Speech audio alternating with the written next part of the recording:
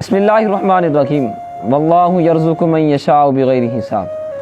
اللہ قرآن میں فرماتا ہے کہ مولا جسے چاہتا ہے بے حساب رزق دیتا ہے، اور مولا نے فرمایا واللہ خیر الرازقین، وہ بہتر رزق دینے والا ہے۔ اور واصف علی واصف صاحب رحمۃ اللہ تعالی علیہ عبد الدریا سمندر کتاب کے اندر لکھتے ہیں کہ انسان کی جیب کے اندر مال کا ہونا ہی رزق نہیں، بلکہ ہماری ہر صفت رزق ہے، ہر استعداد رزق ہے۔